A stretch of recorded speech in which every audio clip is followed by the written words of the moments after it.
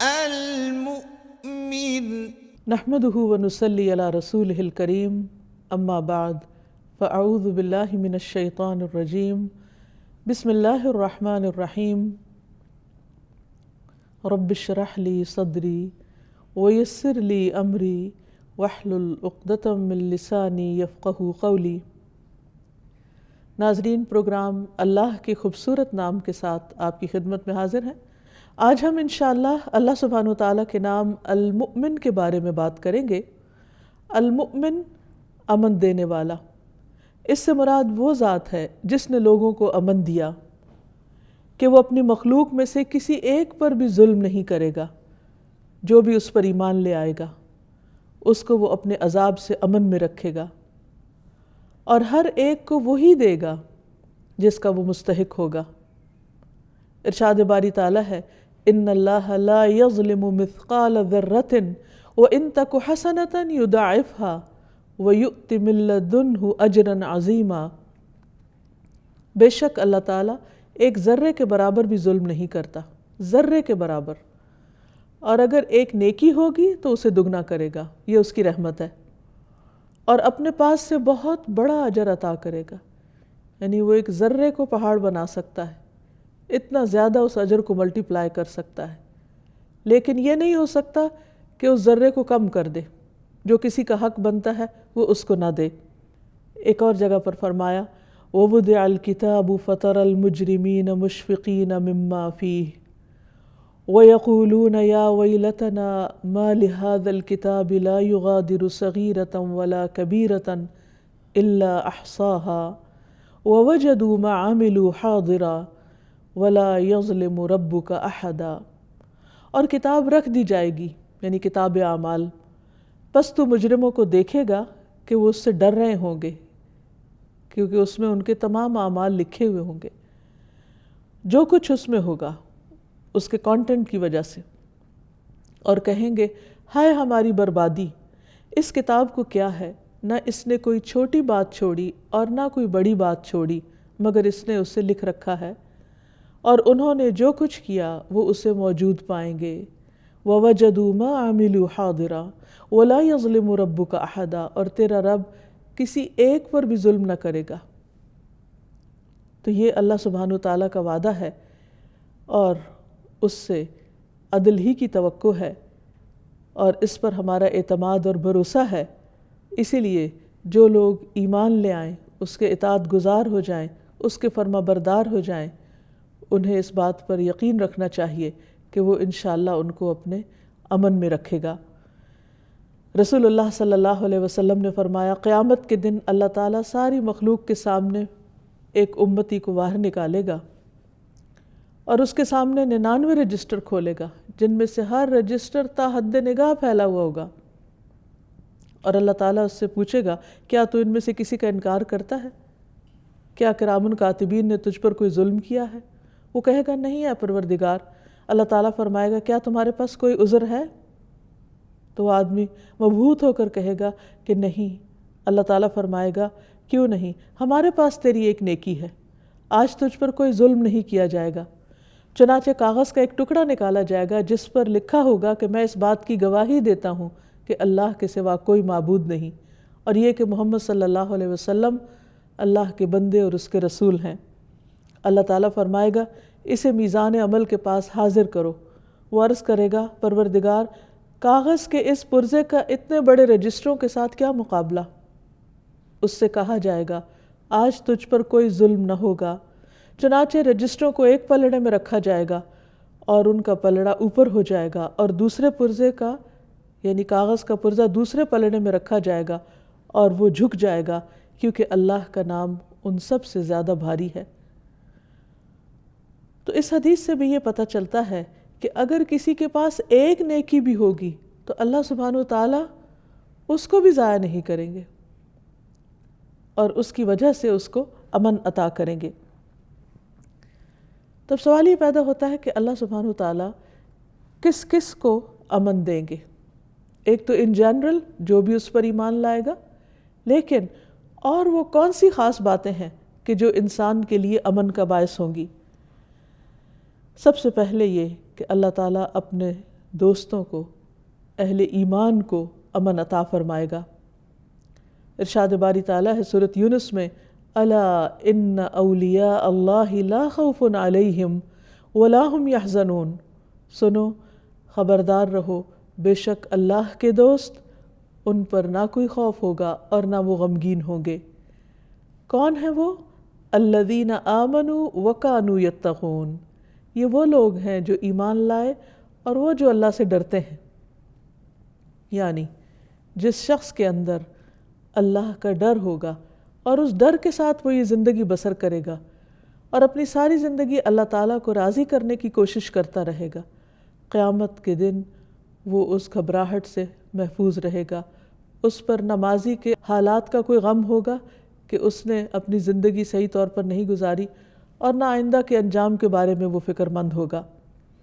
اسی طرح ایک اور آیت میں فرمایا، الذین آمنوا ولم یلبسوا ایمانہم بظلم اولئک لہم الامن وہم مہتدون، وہ لوگ جو ایمان لائے اور انہوں نے اپنے ایمان کو اس بڑے ظلم کے ساتھ ملایا نہیں، یعنی شرک نہیں کیا، یہی لوگ ہیں جن کے لیے امن ہے اور وہی ہدایت پانے والے ہیں۔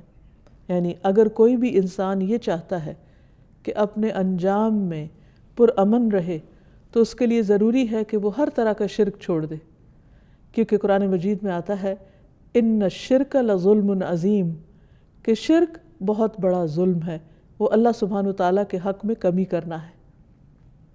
اللہ سبحانہ وتعالیٰ سارے گناہ معاف کر دے گا لیکن شرک کے گناہ کو معاف نہیں کرے گا۔ تو پیچھے جس شخص کا ذکر ہو رہا تھا کہ اس کے بہت سے رجسٹر گناہوں سے بھرے ہوئے تھے، لیکن اس کے مقابلے میں وہ توحید پر قائم تھا، خالص توحید پر، کہ میں اس بات کی گواہی دیتا ہوں کہ اللہ کے سوا کوئی الہ نہیں، کوئی معبود نہیں، اور محمد صلی اللہ علیہ وسلم اللہ کے رسول ہیں۔ تو یہاں بھی ان لوگوں سے امن کا وعدہ کیا جا رہا ہے جو ایمان لا کر شرک نہ کریں۔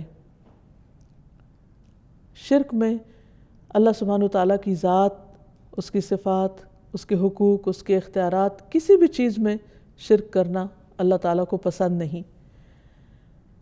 اور شرک اکبر سے بھی بچنا چاہیے کہ جس میں غیر اللہ کو سجدہ کرنا، یعنی اللہ کے علاوہ کسی کے آگے بھی جھکنا، یا کسی اور سے دعا کرنا، یا کسی اور کے نام پر صدقہ خیرات کرنا، یا کسی اور کو اپنا حاجت روا یا مشکل کشا سمجھنا، یہ تمام چیزیں شرک میں آ جاتی ہیں۔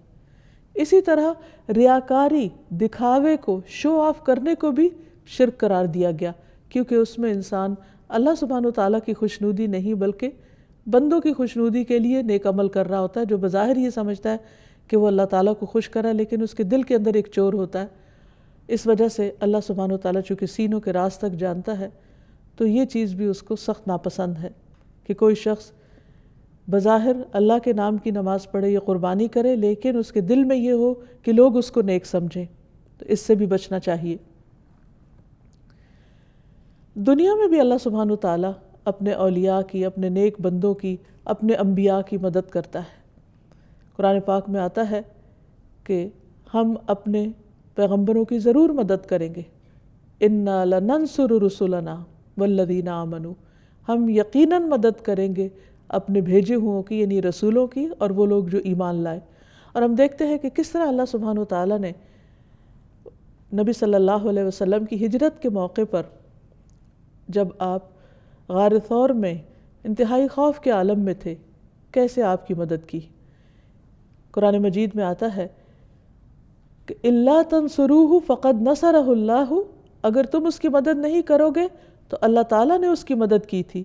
اِذْ أَخْرَجَهُ الَّذِينَ كَفَرُوا، جب اس کو ان لوگوں نے نکال دیا جنہوں نے کفر کیا، ثَانِيَ اثْنَيْنِ، دو میں سے دوسرا، اِذْ هُمَا فِي الْغَارِ، جب وہ دونوں غار میں تھے، اِذْ يَقُولُ لِصَاحِبِهِ لَا تَحْزَنْ، جب وہ اپنے ساتھی سے کہہ رہے تھے، یعنی حضرت ابو بکر سے کہہ رہے تھے، نبی صلی اللہ علیہ وسلم فرما رہے تھے کہ غم نہ کرو، ان اللہ معنا، بے شک اللہ ہمارے ساتھ ہے۔ کس طرح اللہ تعالیٰ نے اس خوف کے وقت میں امن عطا کیا۔ فَأَنزَلَ اللَّهُ سَكِينَتَهُ عَلَيْهِ، تو اللہ تعالیٰ نے ان پر اپنی سکینت نازل کی۔ وَأَيَّدَهُ بِجُنُودٍ لَمْ تَرَوْهَا، اور آپ کی مدد ایسے لشکروں کے ساتھ کی جو تم نہیں دیکھ سکتے تھے۔ وَجَعَلَ كَلِمَةَ الَّذِينَ كَفَرُوا السُّفْلَىٰ وَكَلِمَةُ اللَّهِ هِيَ الْعُلْيَا وَاللَّهُ عَزِيزٌ حَكِيمٌ، اور تم دیکھو کہ کس طرح اللہ نے ان لوگوں کی بات نیچی کر دی جنہوں نے کفر کیا، اور اللہ ہی کی بات سب سے اونچی ہے، اور اللہ سب پر غالب اور کمال حکمت والا ہے۔ تمام پیغمبروں کی تاریخ بتاتی ہے کہ کس طرح اللہ سبحانہ وتعالیٰ نے انتہائی مشکل مواقع پر، انتہائی خوف کے وقت ان کی مدد کی۔ نوح علیہ السلام اور ان کے ساتھیوں کو کس طرح نجات دی، کس طرح امن دیا۔ ابراہیم علیہ السلام کہ جن کے لیے ایک بہت بڑا آگ کا الاؤ تیار کیا گیا تھا اور ان کی قوم نے ان کو اس میں پھینک بھی دیا، تو اللہ سبحانہ وتعالیٰ نے اس بھڑکتی آگ کو کس طرح ان کے لیے گل و گلزار کر دیا۔ موسیٰ علیہ السلام اور ان کے ساتھیوں کی کس طرح مدد کی، اور اسی طرح دیگر پیغمبروں کی بھی، حضرت لوط علیہ السلام کی کس طرح مدد کی، اور حضرت صالح کی اور حضرت ہود کی۔ ان تمام پیغمبروں کو اللہ سبحانہ وتعالیٰ نے اپنی قوم کے مقابلے میں مدد عطا کی اور امن عطا کیا اور ان کا خوف دور کر دیا۔ اسی طرح صحابہ کرام کی اللہ سبحانہ وتعالیٰ مختلف جنگوں پر کس طرح مدد فرماتا رہا۔ ایک جگہ پر آتا ہے اذ یغشیکم النعاس امنۃ منہ، جب وہ تم پر اونگ طاری کر رہا تھا اپنی طرف سے، تم پر سکینت اتار رہا تھا۔ جنگ بدر کے موقع پر آتا ہے اذ یوحی ربک الی الملائکۃ انی معکم فثبتوا الذین آمنوا، جب تیرا رب فرشتوں کی طرف وحی کر رہا تھا کہ بے شک میں تمہارے ساتھ ہوں، بس تم ان لوگوں کو جمائے رکھو جو ایمان لائے ہیں، یعنی ایمان والوں کو ثابت قدم رکھو۔ اور کس طرح ایک معمولی تعداد اپنے سے 3 گنا بڑی تعداد کے مقابلے میں امن پا جاتی ہے اور کامیابی کی منزل کو پہنچتی ہے۔ یہ اللہ سبحانہ وتعالیٰ کی وہ نشانیاں ہیں جو ہم پوری تاریخ میں دیکھتے ہیں کہ کس طرح ایمان والے مختلف گھبراہٹ اور خوف اور پریشانی کے موقع پر امن میں رہے۔ تو یہ اللہ تعالیٰ کا وعدہ ہے۔ پھر اسی طرح اللہ تعالیٰ اہل ایمان کو برزخ میں بھی امن دیتے ہیں۔ حدیث میں آتا ہے کہ اگر مرنے والا نیک آدمی ہوتا ہے تو فرشتے اسے اس کی قبر میں اٹھا کر اس طرح بٹھاتے ہیں کہ اس پر کوئی خوف اور گھبراہٹ نہیں ہوتی، یعنی اس کے ایمان کی وجہ سے وہ تنہائی کا وقت اور وہ اندھیرے کی جگہ اس کے لیے پرسکون بن جاتی ہے۔ اصل میں تو یہ اللہ سبحانہ وتعالیٰ کا کرم ہے، اس کا فضل ہے کہ وہ اپنے بندے کو کسی بھی جگہ اس کے دل کی حالت بدل کر اس کو قرار اور چین نصیب کر سکتا ہے۔ پھر اسی طرح قیامت کے دن بھی ایسے لوگ گھبراہٹ میں نہیں ہوں گے۔ فرمایا لا يحزنهم الفزع الأكبر وتتلقاهم الملائكة هذا يومكم الذي كنتم توعدون، انہیں وہ سب سے بڑی گھبراہٹ غمگین نہ کرے گی، انہیں اس وقت کسی قسم کی کوئی پریشانی نہیں ہوگی، جبکہ ہر شخص پریشان ہوگا، ایمان والے اس پریشانی سے محفوظ ہوں گے۔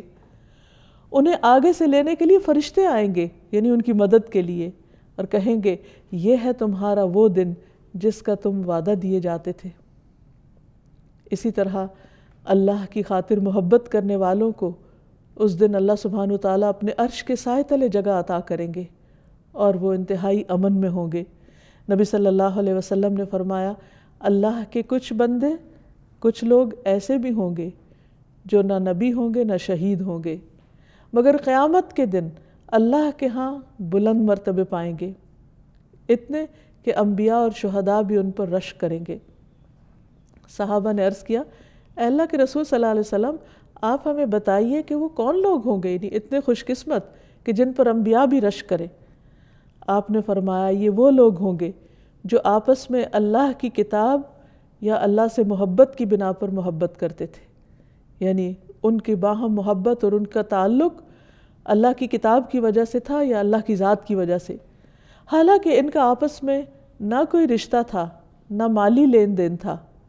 اللہ کی قسم ان کے چہرے پر نور ہوں گے، یعنی اس خوف اور گھبراہٹ کے دن ان کے چہرے پر نور ہوں گے، اور وہ لوگ پر نور ہوں گے۔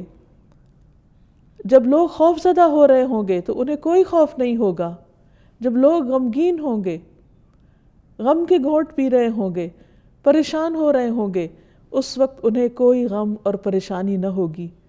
پھر آپ نے یہ آیت تلاوت فرمائی الا ان اولیاء اللہ لا خوف علیہم ولا هم يحزنون، خبردار اللہ کے دوستوں کے لیے نہ کوئی خوف ہوگا اور نہ کوئی غم۔ عام طور پر جب اولیاء کا ذکر آتا ہے تو ہمارے ذہن میں ایک خاص تصویر آتی ہے کہ شاید وہ کوئی مافوق الفطرت قسم کے انسان ہوں گے، وہ عام انسان نہیں، جبکہ یہاں اس حدیث سے ہمیں پتہ چل رہا ہے کہ یہ وہ لوگ ہوں گے جو اللہ کی خاطر ایک دوسرے سے محبت کرنے والے ہوں گے۔ ذات، رنگ، نسل، قبیلہ، تمام باقی چیزیں پیچھے رہ جائیں گی، اور صرف ایک دین کا رشتہ سب سے اہم رشتہ ہوگا جس کی خاطر وہ ایک دوسرے کا احترام کریں گے، ایک دوسرے سے ملاقات کریں گے، ایک دوسرے پر اپنا مال خرچ کریں گے اور ایک دوسرے کی قدردانی کریں گے۔ ایسے لوگ اللہ سبحانہ وتعالیٰ کے ہاں امن میں پرسکون جگہوں پر ہوں گے جب ساری مخلوق پریشان حال پھر رہی ہوگی۔ پھر اسی طرح جو لوگ دنیا میں اللہ سے ڈرتے ہوئے زندگی بسر کرتے ہیں، قیامت کے دن ان پر کوئی خوف نہیں ہوگا۔ اللہ تعالیٰ فرماتے ہیں، مجھے میری عزت کی قسم، میں اپنے بندے پر 2 امن جمع کرتا ہوں، نہ 2 خوف۔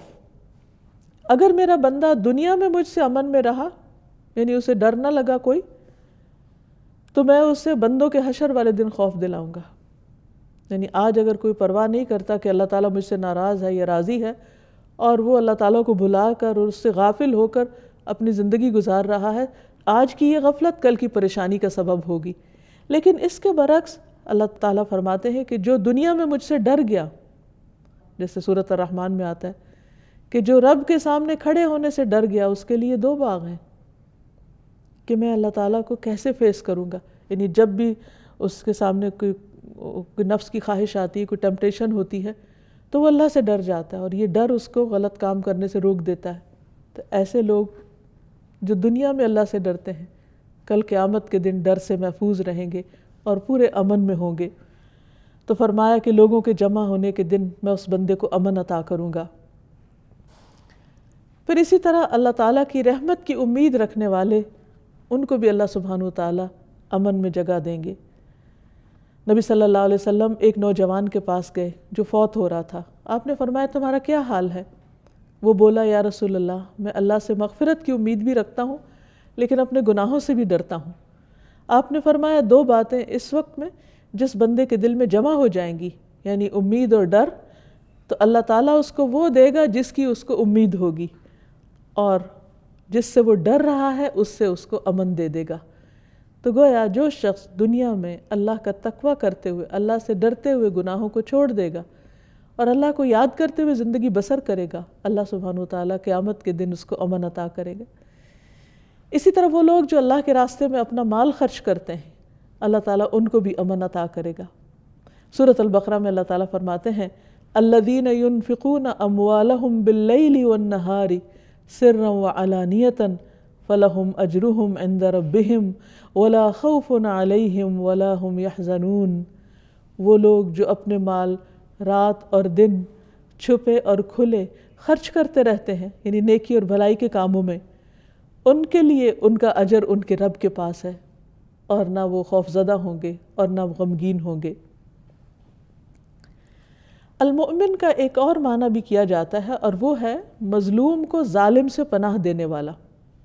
یعنی ایک تو ہے خوف سے امن دینے والا، اور دوسرا ہے مظلوم کو ظلم سے پناہ دینے والا، ظالم کے ظلم سے۔ قرآن مجید میں اللہ تعالیٰ فرماتے ہیں، قُلْ مَنْ بِيَدِهِ مَلَكُوتُ كُلِّ شَيْءٍ وَهُوَ يُجِيرُ وَلَا يُجَارُ عَلَيْهِ إِن كُنتُمْ تَعْلَمُونَ۔ کہو کون ہے وہ کہ صرف اس کے ہاتھ میں ہر چیز کی مکمل بادشاہت ہے، اور وہ پناہ دیتا ہے اور اس کے مقابلے میں پناہ نہیں دی جاتی، اگر تم جانتے ہو۔ یعنی جس کو اللہ سبحانہ وتعالیٰ پناہ دے دے، جس کی وہ حفاظت کرے، پھر اس کو کوئی نقصان نہیں دے سکتا۔ ایک اور جگہ پر آتا ہے، قُلْ أَرَأَيْتُمْ إِنْ أَهْلَكَنِيَ اللَّهُ وَمَن مَّعِيَ أَوْ رَحِمَنَا فَمَن يُجِيرُ الْكَافِرِينَ مِنْ عَذَابٍ أَلِيمٍ۔ آپ کہہ دیجئے، کیا تم نے دیکھا کہ اگر اللہ مجھے اور ان کو جو میرے ساتھ ہے ہلاک کر دے یا ہم پر رحم فرمائے، تو کون ہے جو کافروں کو دردناک عذاب سے پناہ دے؟ یعنی اللہ سبحانہ وتعالیٰ کے مقابلے میں کوئی پناہ نہیں دے سکتا۔ ایک اور حدیث میں آتا ہے، نبی صلی اللہ علیہ وسلم فرمایا کرتے تھے، اللہم انی اعوذ بک من الفقر والقلۃ والذلۃ واعوذ بک من ان اظلم او اظلم۔ اے اللہ، میں تیری پناہ چاہتا ہوں فقیری سے، کمی سے، ذلت سے اور پناہ چاہتا ہوں تیری کہ میں کسی پہ ظلم کروں یا مجھ پر کوئی ظلم کرے۔ تو اللہ سبحانہ وتعالیٰ پناہ دینے والے ہیں ہر ظالم کے ظلم سے، اس لیے انسان کو اللہ تعالیٰ ہی کی پناہ مانگتے رہنا چاہیے۔ المؤمن کا ایک اور معنی ہوتا ہے تصدیق کرنے والا، یعنی وہ ذات کہ جب مومن اس کی توحید کا اقرار کریں گے تو وہ ان کی تصدیق کرے گا، وہ ان کی بات کو سچ مان لے گا، کیونکہ اللہ سبحانہ وتعالیٰ ہی وہ واحد ذات ہے جس نے اپنی توحید بیان کی ہے۔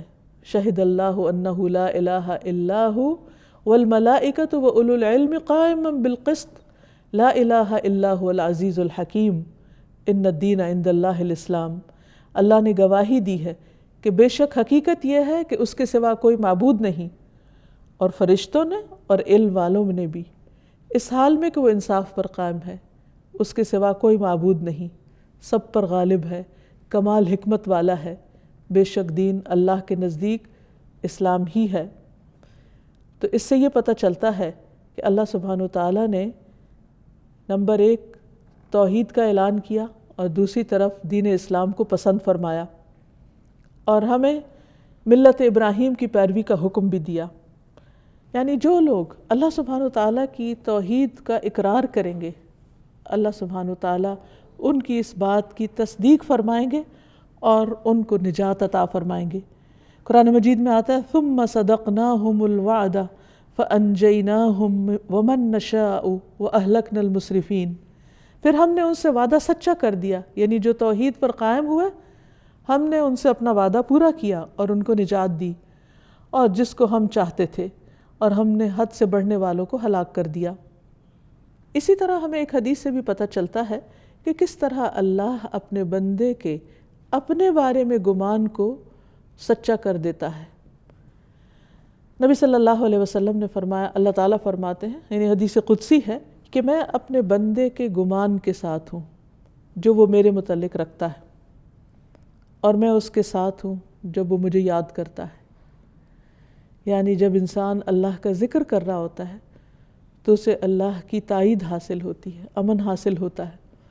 اگر وہ مجھے دل میں یاد کرتا ہے تو میں اس کو اپنے دل میں یاد کرتا ہوں، اگر وہ مجھے کسی مجلس میں یاد کرتا ہے تو میں اس سے بہتر جماعت میں اس کو یاد کرتا ہوں۔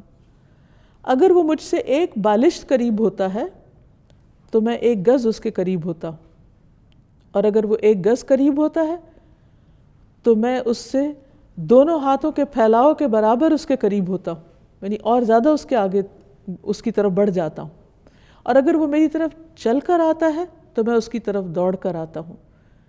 یعنی بندہ جب میری طرف بڑھتا ہے تو میں اس کو نا امید نہیں کرتا، میں اس کو تنہا نہیں چھوڑتا، میں اس کی توقع سے بڑھ کر اس کی مدد کرتا ہوں۔ جو وہ گمان رکھتا ہے میرے بارے میں کہ میرا رب ضرور میری مدد کرے گا، میں اس کے اس گمان کو سچا کر دیتا ہوں اور مدد فرماتا ہوں۔ اس لیے ہمیں اپنے حصے کا کام کرنا چاہیے، اور وہ کیا کہ اللہ سبحانہ وتعالیٰ کی توحید کا مکمل یقین رکھیں، اس کا اقرار کریں، اور پھر اللہ سبحانہ وتعالیٰ پر سارے حالات اور معاملات سے متعلق توکل کریں۔ اللہ سبحانہ وتعالیٰ تو اپنے بندوں کے ساتھ کیے ہوئے وعدوں کو پورا کرنے والا ہے، لیکن ضرورت اس بات کی ہے کہ ہم اپنی ذمہ داری کو بھی پورا کریں اور صحیح معنوں میں توحید کا اقرار کریں، صحیح معنوں میں اس پر بھروسہ کریں، اس کی مدد کا یقین رکھیں، اس پر اعتماد کریں، توکل کریں۔ ایک اور حدیث میں آتا ہے، نبی صلی اللہ علیہ وسلم نے فرمایا، جب بندہ کہتا ہے لا الہ الا اللہ واللہ اکبر تو اس کا رب اس کی تصدیق کرتا ہے۔ رب فرماتا ہے میرے سا کوئی نہیں، میں بڑا ہوں، سب سے بڑا۔ اب سوال یہ پیدا ہوتا ہے کہ ہم توحید کا اقرار کیسے کریں اور کس طرح اللہ سبحانہ وتعالیٰ اس کی تصدیق فرماتے ہیں۔ حدیث میں آتا ہے، اللہ تعالیٰ فرماتے ہیں کہ جب بندہ اقرار کرتا ہے لا الہ الا اللہ واللہ اکبر تو اس کا رب اس کی اس بات کی تصدیق کرتا ہے کہ ہاں میرے بندے نے سچ کہا، اور کہتا ہے کہ میرے سا کوئی الہ نہیں اور میں سب سے بڑا ہوں۔ یعنی جب بندہ سبحان اللہ کہتا ہے تو اللہ تعالیٰ فرماتے ہیں میرے بندے نے سچ کہا۔ یعنی بندے نے جو تعریف کی اللہ تعالیٰ اس کی اس بات کو مان جاتے ہیں کہ ہاں واقعی یہ بندہ صحیح کہہ رہا ہے اور دل سے کہہ رہا ہے. تو اس لیے ہم جب ذکر کریں یا دعا کریں تو پورے یقین کے ساتھ کریں. یہ نہیں کہ پتہ نہیں سن رہا ہے یا نہیں، پتہ نہیں میری قبول ہوگی کہ نہیں، پتہ نہیں کیا ہوگا. نہیں، اس بات کا یقین رکھے کہ وہ المؤمن ہے، وہ امن دینے والا ہے، وہ ہماری سچائی کی تصدیق کرنے والا ہے. ہم ایک قدم بڑھے تو 10 قدم ہماری طرف آنے والا ہے. تو بندہ جب سبحان اللہ کہتا ہے تو اللہ تعالیٰ فرماتے ہیں میرے بندے نے سچ کہا. بندہ جب الحمدللہ کہتا ہے تو اللہ تعالیٰ فرماتے ہیں اس نے سچ کہا. جب بندہ لا الہ الا اللہ کہتا ہے اللہ تعالیٰ فرماتے ہیں اس نے سچ کہا. جب بندہ اللہ اکبر کہتا ہے اللہ تعالیٰ فرماتے ہیں اس نے سچ کہا. اور جب بندہ کہتا ہے اللہم اغفر لی، اللہ مجھے معاف کر دے، تو اللہ تعالیٰ اس کو معاف کر دیتے ہیں. تو اس لیے کبھی بھی شیطان کے ڈالے ہوئے وسوسوں میں اور توہمات میں آ کر یہ نہ سوچیں کہ اللہ سبحانہ وتعالیٰ سنے گا نہیں. یہی سے پھر شرک کا دروازہ کھلتا ہے کہ اچھا اللہ تعالیٰ تو سن نہیں رہا تو کہیں اور سے جا کر اپنی ضرورت پوری کر لو، یا کسی اور کا سہارا پکڑو، یا کسی اور کو پکارو کہ شاید وہ ہماری مشکل آسان کر دے. نہیں، کوئی نہیں سوائے اللہ کے. یونس علیہ السلام نے کس طرح اپنے رب کو پکارا تھا، لا الہ الا انت سبحانک انی کنت من الظالمین. تیرے سوا کوئی الہ نہیں، تو پاک ہے اور میں ہی ظالموں میں سے ہوں. تو اللہ تعالیٰ نے ان کی فوراً دعا سن لی.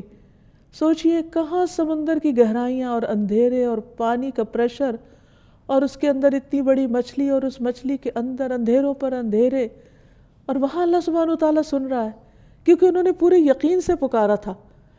آج ہم بھی پڑھتے ہیں آیت کریمہ لیکن اس کا وہ اثر کیوں نہیں ہوتا؟ کیونکہ ہمارے اندر پڑھتے وقت وہ شدت، وہ یقین، وہ احساس اور اللہ کے وعدوں کی تصدیق کا یقین نہیں ہوتا کہ اللہ سبحانہ وتعالیٰ اپنا وعدہ سچ کر دکھائے گا. اسی طرح بعض اوقات ہم دیکھتے ہیں کہ دنیا میں ہم کوئی بات کرتے ہیں یا ہم کوئی کام کرتے ہیں تو لوگوں میں جھٹلانے لگتے.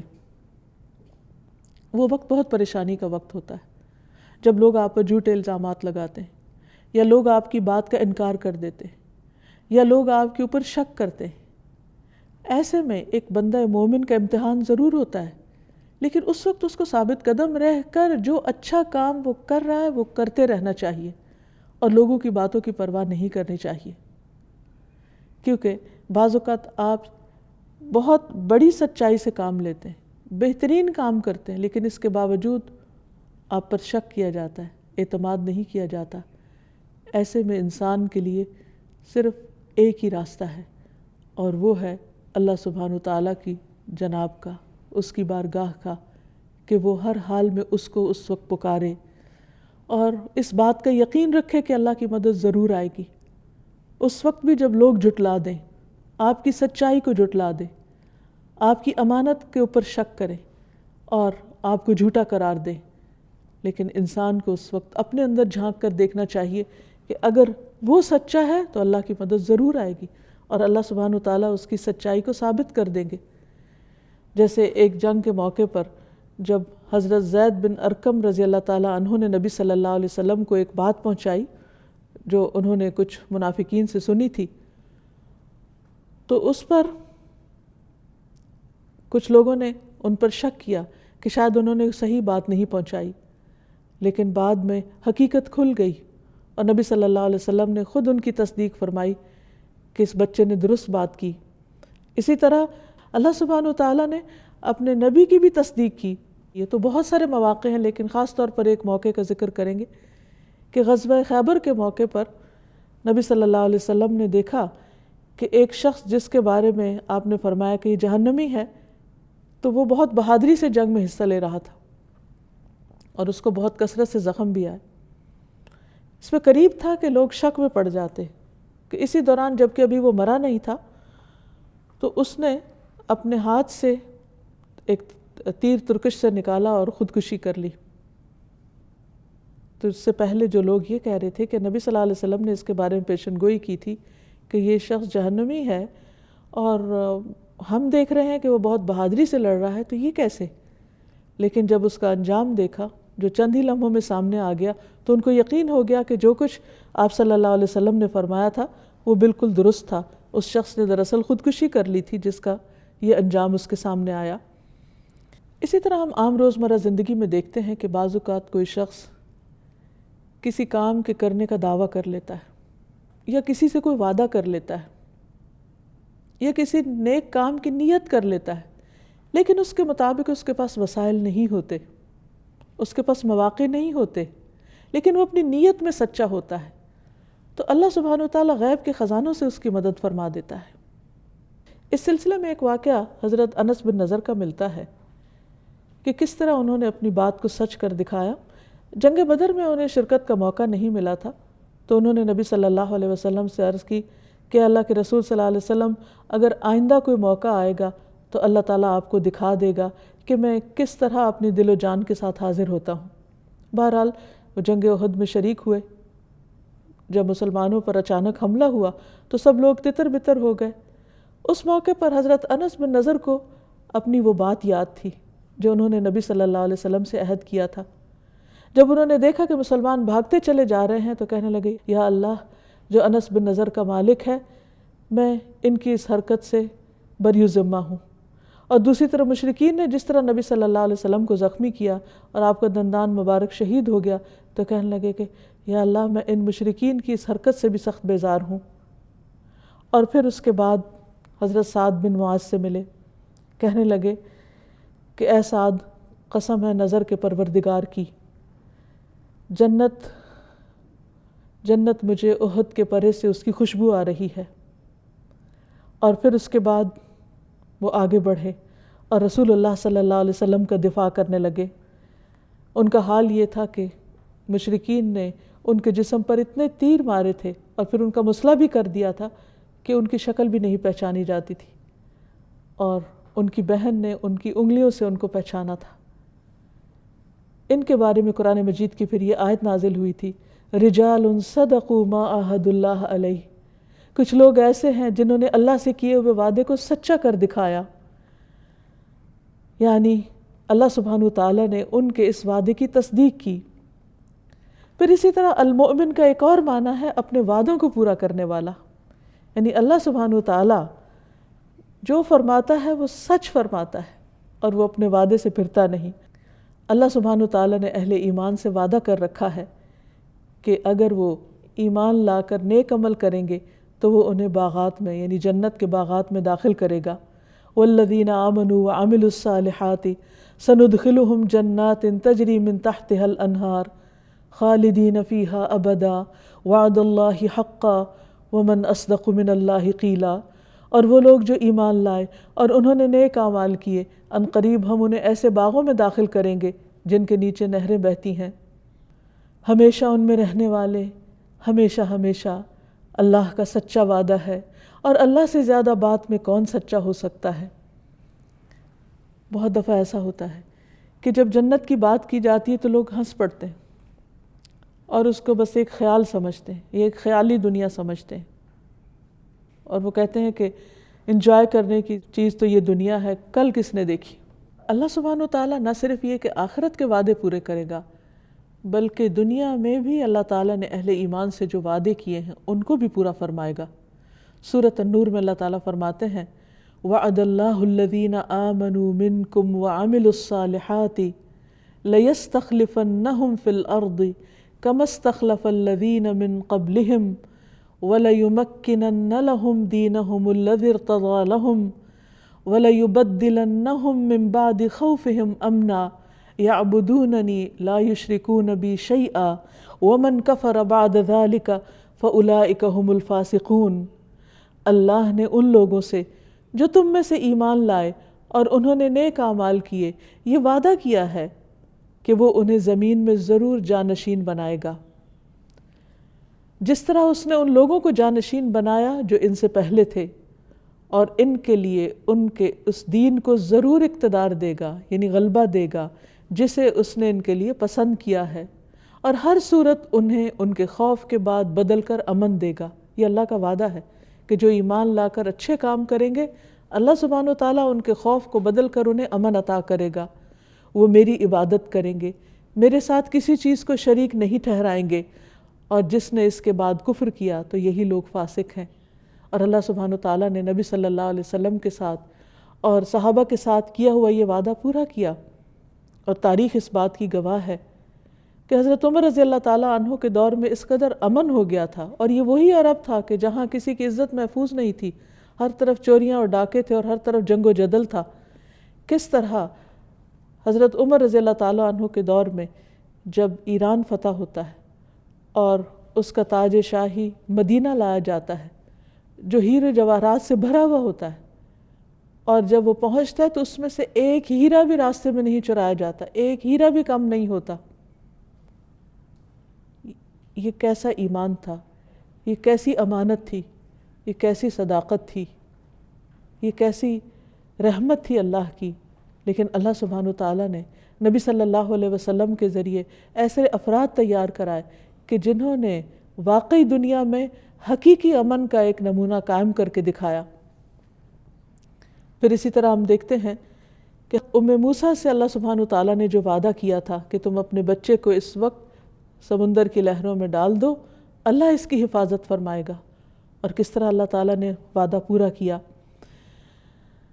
فَرَدَدْنَاهُ إِلَىٰ أُمِّهِ كَيْ تَقَرَّ عَيْنُهَا وَلَا تَحْزَنْ وَلِتَعْلَمَ أَنَّ وَعْدَ اللَّهِ حَقٌّ وَلَٰكِنَّ أَكْثَرَهُمْ لَا يَعْلَمُونَ۔ چنانچہ اس طرح ہم نے موسیٰ کو اس کی والدہ کی طرف لوٹا دیا علیہ السلام، تاکہ وہ اپنی آنکھ ٹھنڈی کرے اور غم زدہ نہ رہے، اور یہ جان لے کہ اللہ کا وعدہ سچا ہے۔ اور اکثر لوگ یہ بات جانتے نہیں، اسی لیے وہ اللہ پہ بھروسہ نہیں کرتے اور خیر اور بھلائی کے کاموں میں آگے نہیں بڑھتے۔ پھر اللہ سبحانہ وتعالیٰ اہل جنت سے کیا گیا وعدہ بھی پورا فرمائیں گے۔ وَقَالُوا الْحَمْدُ لِلَّهِ الَّذِي صَدَقَنَا وَعْدَهُ، اہل جنت اقرار کریں گے اور کہیں گے سب تعریف اللہ کے لیے ہے جس نے ہم سے اپنا وعدہ سچا کیا۔ پھر اسی طرح جنت والے جنت میں جانے کے بعد اقرار کریں گے، اور جہنم والے جہنم میں جانے کے بعد اقرار کریں گے کہ اللہ کے وعدے سچے تھے۔ تو بات یہ ہے کہ اگر ہم چاہتے ہیں کہ دنیا اور آخرت میں امن سے رہیں تو اس کے لیے ضروری ہے کہ ہم اللہ تعالیٰ کے اطاعت گزار اور فرما بردار بندے بن کر رہیں۔ حقیقت یہ ہے کہ امن ایک ایسی چیز ہے کہ جو ہر انسان کی ضرورت ہے۔ اس لیے ابراہیم علیہ السلام نے اللہ سبحانہ وتعالیٰ سے خاص دعا کی تھی جب خانہ کعبہ کی تعمیر کر لی کہ رب اجعل ھذا البلد آمنا، اے اللہ اس شہر کو امن والا بنا دے۔ اللہ سبحانہ وتعالیٰ نے اس شہر کے امن کی قسم کھائی، وَھَذَا الْبَلَدِ الْأَمِينَ، اور قسم ہے اس امن والے شہر کی یعنی مکہ کی، کہ جبکہ اس کے آس پاس سے لوگ ہر طرف سے اچک لیے جاتے تھے، اور وہاں اللہ تعالیٰ نے ان کو ہر طرح کا امن نصیب کر رکھا تھا، جیسے سورۃ قریش میں بھی آتا ہے وَآمَنَهُم مِّن خَوْف، کہ اللہ نے انہیں خوف سے امن دیا، تو یہ اللہ سبحانہ وتعالیٰ نے ان کو عطا کیا تھا۔ پھر اسی طرح حرماً آمناً من دخلہ کان آمنا، کہ جو وہاں داخل ہوتا ہے امن میں آ جاتا ہے، وہ ہر طرح کے خوف اور ٹینشن سے فری زون ہے۔ اس کو یہ امن کس نے عطا کیا؟ کیسے وہ ہر طرح کے خطرات سے محفوظ ہے؟ یہ امن دینے والا دراصل اللہ ہی ہے۔ یوسف علیہ السلام کو اللہ سبحانہ تعالیٰ نے جب اقتدار دیا تو اس شہر کو بھی امن والا بنا دیا، یعنی مصر کو۔ جب ان کے بھائی اور ان کے والد اس شہر میں داخل ہو رہے تھے تو انہوں نے کہا تھا کہ ادخلوا مصر انشاء اللہ آمنین، مصر میں داخل ہو جاؤ انشاءاللہ امن کے ساتھ رہو گے۔ تو حقیقت یہ ہے کہ ہم سب کو اس بات کی ضرورت ہے کہ ہم اللہ سبحانہ وتعالیٰ سے خاص التجا کریں، فریاد کریں کہ وہ ہماری ذاتی زندگیوں میں، ہماری اجتماعی زندگیوں میں، ہمارے شہروں اور ہمارے ملکوں میں امن قائم فرمائے، کیونکہ اسی کی طرف سے امن آتا ہے اور وہی امن دینے والا ہے۔ جب ہم اپنے چاروں طرف بدامنی دیکھتے ہیں، اپنے گھروں میں، اپنے محلوں میں، اپنے شہروں میں، اور اس کی وجہ سے ہمارا دل تنگ ہوتا ہے، تو اس کے لیے ضروری ہے کہ ہم اللہ سبحانہ وتعالیٰ کو خوب خوب پکاریں کہ اے امن دینے والے، تو ہم سب کو امن عطا کر، جس طرح تو نے ابراہیم علیہ السلام کی دعا سنی اور مکہ کو امن والا شہر بنایا، اس طرح ہمارے رہنے کی جگہوں کو بھی باعث امن بنا دے۔ دلوں کا اضطراب اور دلوں کی بے چینی، اس کو دور کرنے والا صرف اللہ رب العزت ہی ہے۔ اللہ تعالیٰ ہمیں اپنی اطاعت کی توفیق دے، ان کاموں کی توفیق دے جو امن کو لے کر آتے ہیں اور اللہ کی رحمت کو جوش میں لاتے ہیں، اور ان چیزوں سے بچائے کہ جس سے امن ختم ہوتا ہے، کیونکہ امن تعمیر اور ترقی کے لیے نہایت ضروری ہے، اس دنیا کی فلاح اور آخرت کی کامیابی کے لیے بہت ضروری ہے۔ اللہ تعالی ہمیں امن نصیب فرمائے۔ وآخر دعوانا ان الحمد للہ رب العالمین۔